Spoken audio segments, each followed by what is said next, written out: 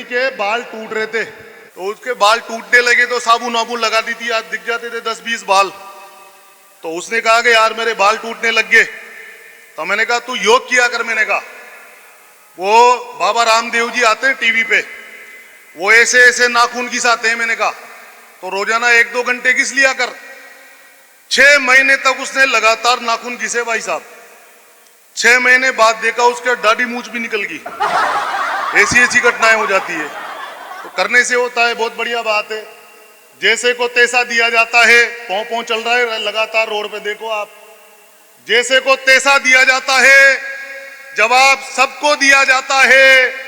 सड़क हो या जिंदगी मेरे दोस्तों, पौ का जवाब पौ से दिया जाता है। बहुत बढ़िया, ऐसे ही आनंद करेंगे, ताली बजाओ। आपने सत्यनारायण भगवान की कथा सुनी? कौन कौन ने सुनी? हाथ ऊपर करके बताओ। कथा सुनी क्या आपने सत्यनारायण भगवान की? अरे उस कथा में सुनिए, काका जी ने सुनिए। उस कथा में काका जी वो लीलावती और कलावती नाम की जो 2 महिलाएं हैं, जिस गरीब ब्राह्मण के घर पर जाकर के कथा सुनती है, वो गरीब ब्राह्मण मैं हूं। मैं बहुत ज्ञानी आदमी आपके बीच में हूं। बच्चे कविताएं सुन रहे हैं, बहुत बढ़िया है। वो पिछले दिनों मेरा छोरा, बच्चे कमाल के होते हैं, वो पिछले दिनों मेरा छोरा मेरे पास आकर के बोला कि पापा जी मेरे को शाबाशी दो।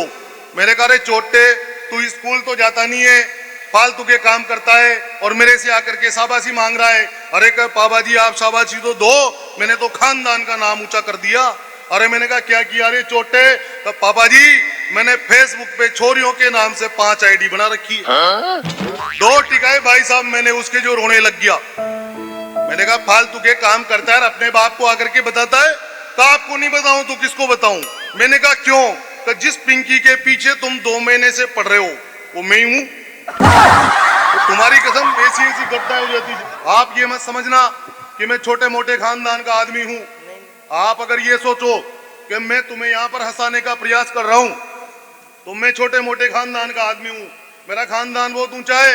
ये जो लोग जानते हैं ना, इनको पता है मेरे दादाजी का तो आसपास के 50-50 गांव में नाम चलता है। और मेरे दादाजी तो देश में एक बहुत बड़ी देवी हुई, उसके परम भक्त हैं। देवी का नाम बताऊं क्या? आदरणीय सपना चौधरी। ये छोटा मोटा खानदान है भाई साहब। मेरे दादाजी की तरह धोती पहनते हैं।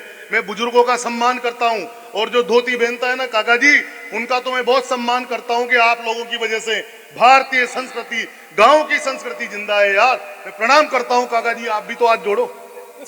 ये बात मैं सही कह रहा हूं। मेरे दादाजी भाई साहब, बुलेट चलाने का शौक मेरे दादाजी को, और मेरे दादाजी बट क्या बुलेट लेके जाते हैं मार्केट में। एक लिंगी धोती पहनते हैं मेरे दादाजी, और मुंह में पान दबा करके मेरी दादी कहती है जाओ प्राणनाथ कद्दू की सब्जी लेकर के आओ।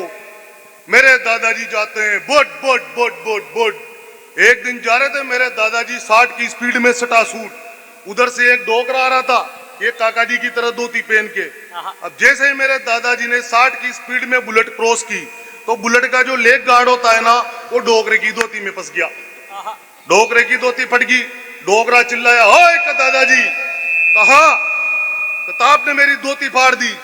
अब मेरे दादाजी मान सम्मान वाले आदमी, तो देख डोकरे फालतू की बात नहीं करेगा। तेरी धोती कितने की?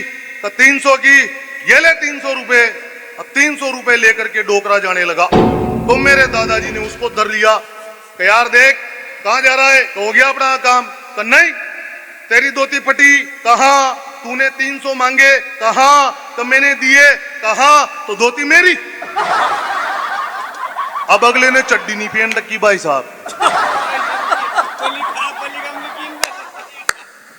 अब अगला पैसे बचाएगी इज्जत। मेरे दादाजी को 600 रुपए दे करके गया।